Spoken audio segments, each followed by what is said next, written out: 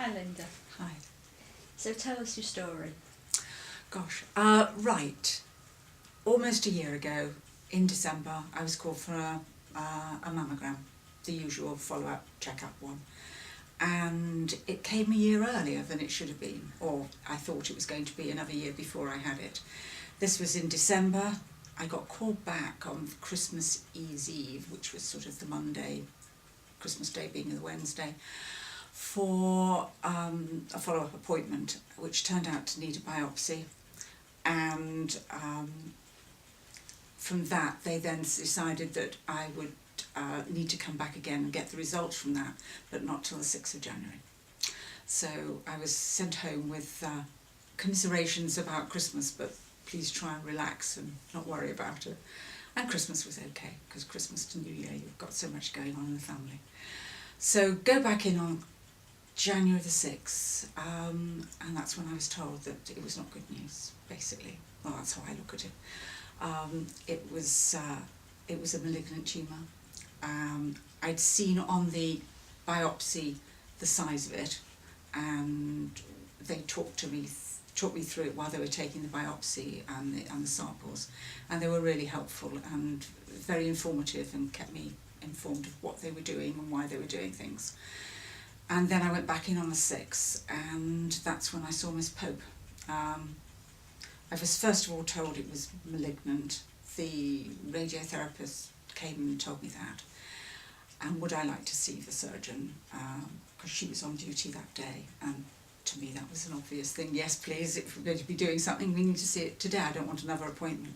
So that was the 6th of January, and I saw Miss Pope, and I met Debbie Chalice, who was my breast care nurse, my Macmillan nurse.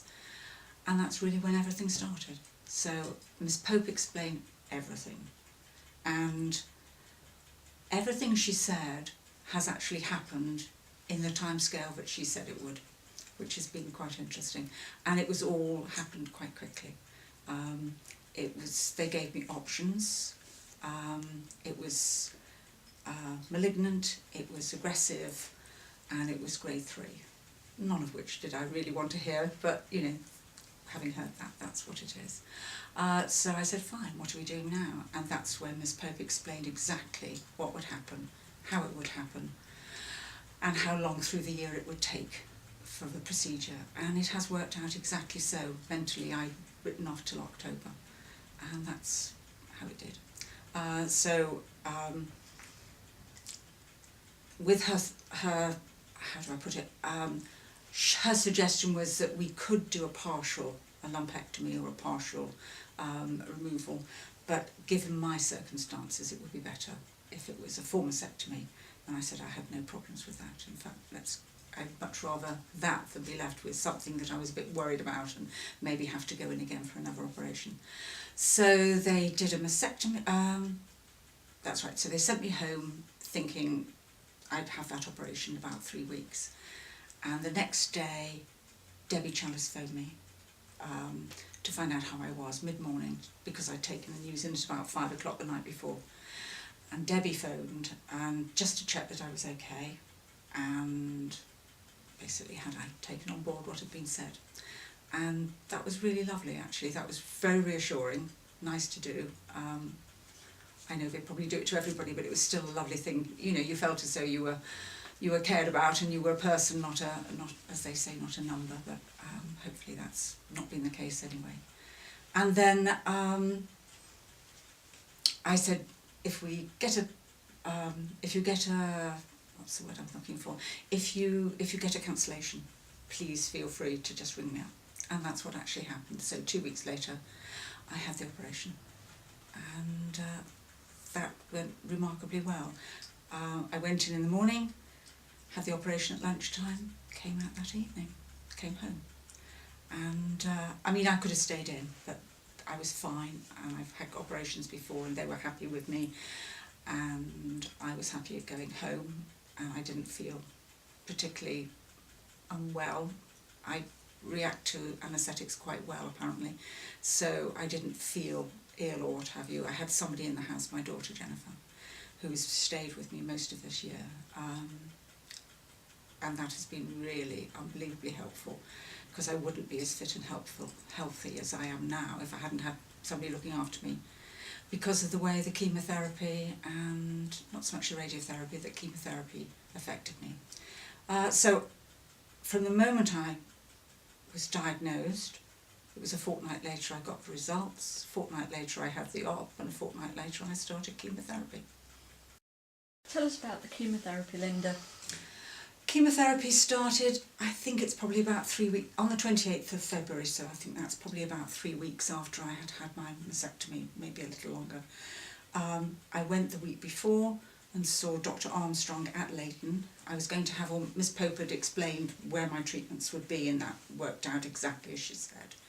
So my operation was at Leighton, chemotherapy at Leighton, radiotherapy at Christie's.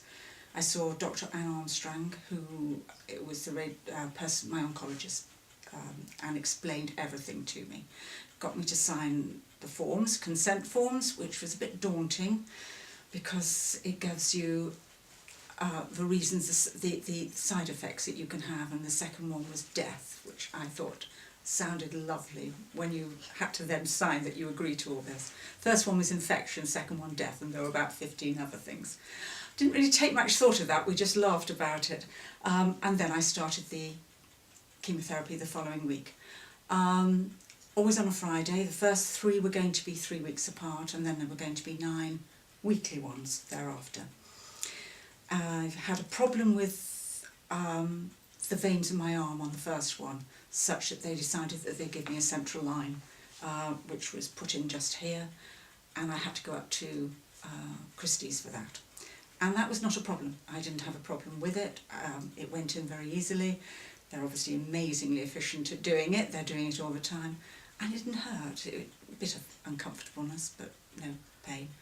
And it made having chemotherapy so much easier. You had people in the room perhaps being upset because they were having to have different veins to be found every week, every time they went for treatment.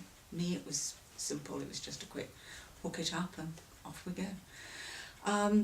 I had no problem with the first one. I was a bit sickly, as they all are, and they gave me pills and I listened to all the instructions that you have, and that was fine. I just felt extremely tired. I've never felt so lethargic, and I thought, well, this will get better or worse, you know, it'll get better over the 3 weeks. And by the last week I was feeling a bit more energetic, and then I had a second one, and I didn't really recover as well energy-wise after that. Didn't feel sick. The medication they gave me was no problem. But I did the usual things of losing your sense of taste right from the first one. Losing your sense of taste, not really interested in food. I could have quite happily not eaten for the next 6 months as far as I was concerned. But I was lucky. I had a daughter who lived at home with me, and she kept providing me with lots of useful meals and tiny small amounts. But after the second one, I think it was the second or the third one, it was coming up to Easter. I had the injection on the chemo on the Friday, and by the following Tuesday, just before Easter, I was in hospital. I phoned up the Christie hotline.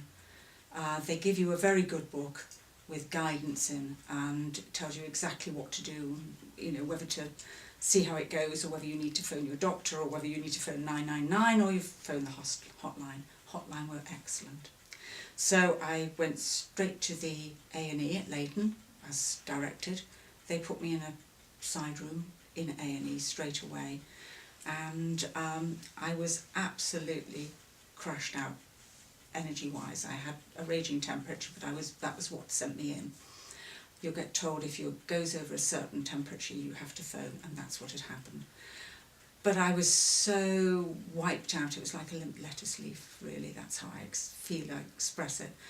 And I was waiting for a room, and I'm mentally thinking, I don't have rooms in the middle of the night. This was an evening by now. I was in A&E for about 7 hours while they found a room for me, and I went on to the AMU ward, which was brilliant.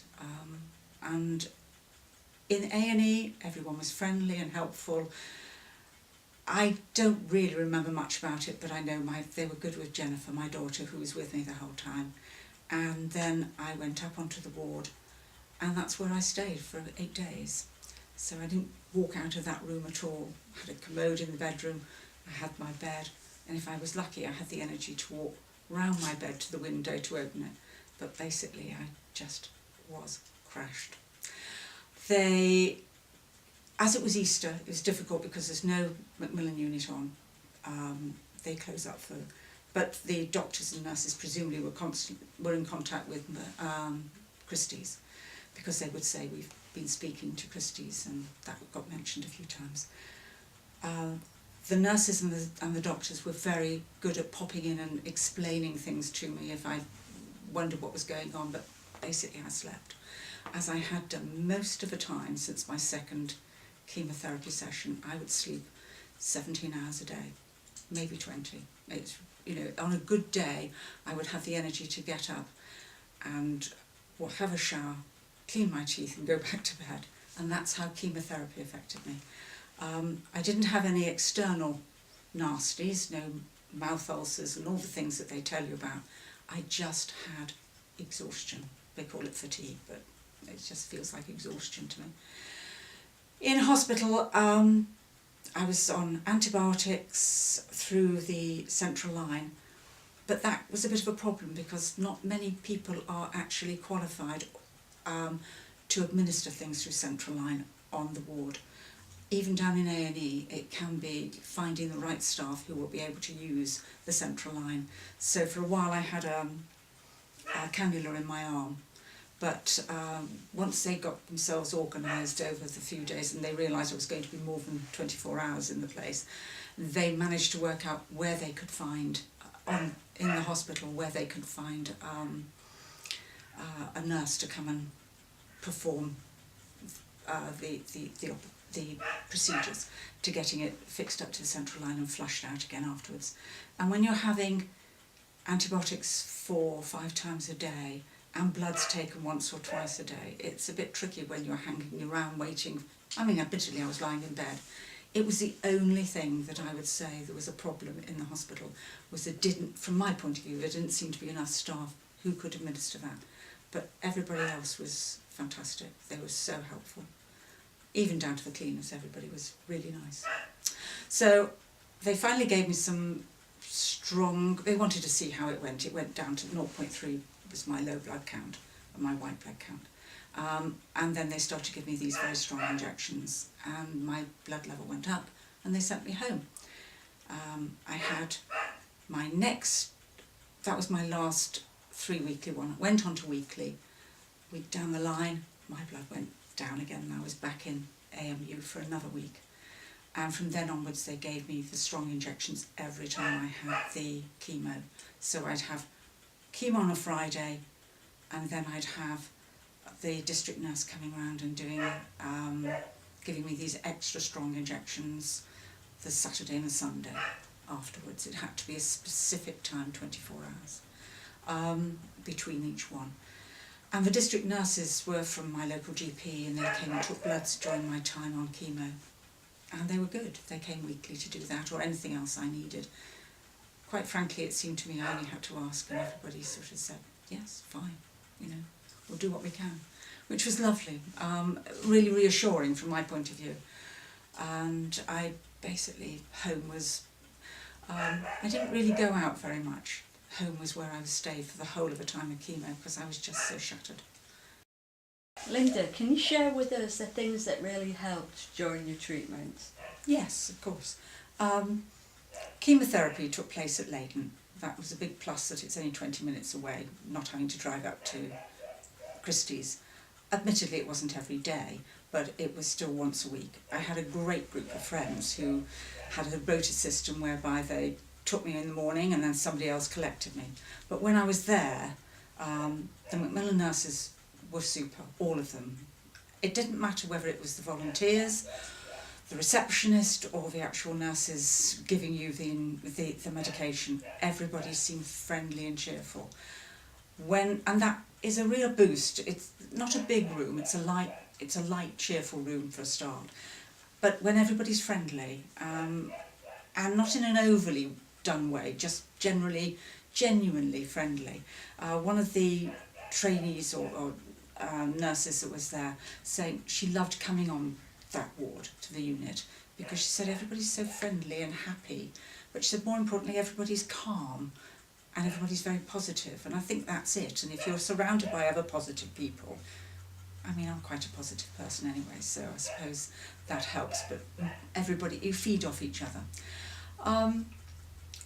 The actual treatment I had was there. It took about 3 or 4 hours. Quite frankly, I fell asleep mostly.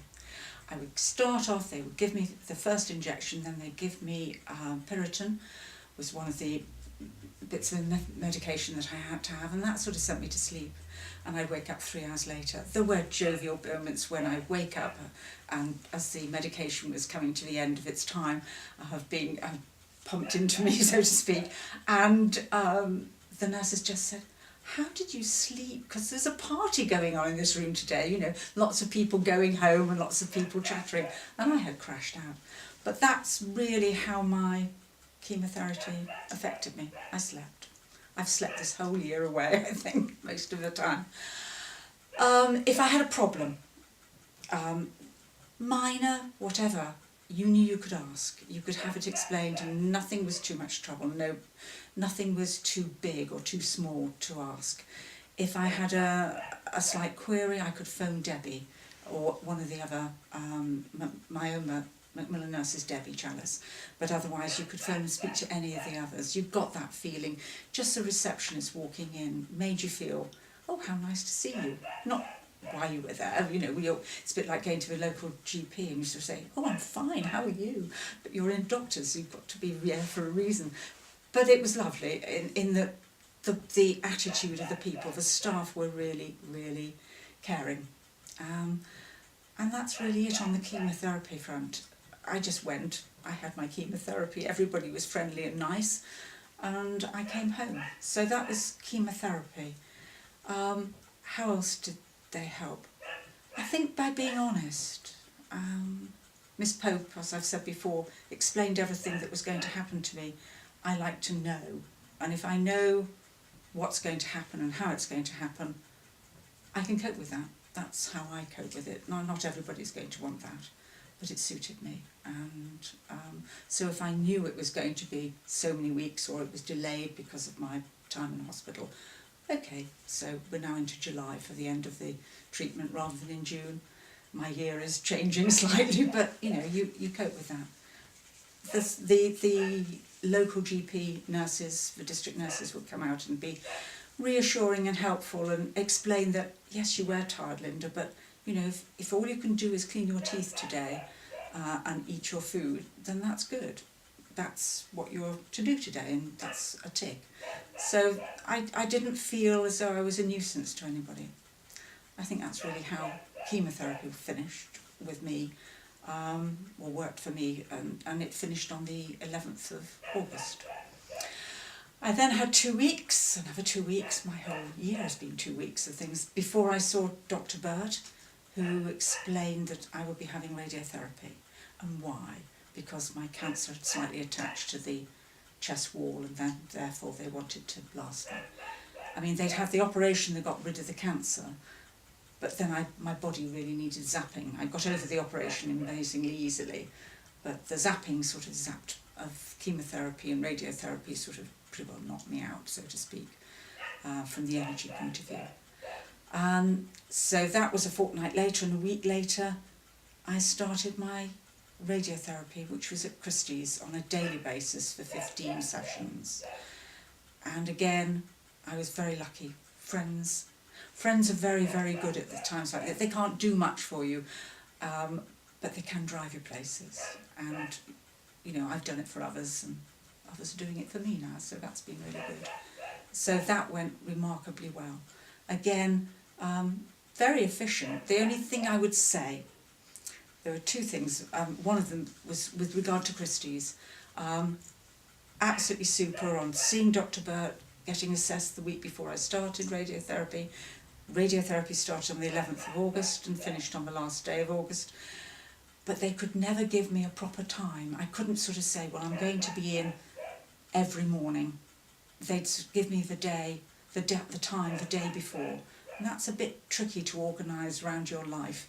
I was supposed to be getting some complementary therapies at St Luke's, but I couldn't do it in that time because we didn't know when the appointment was going to be.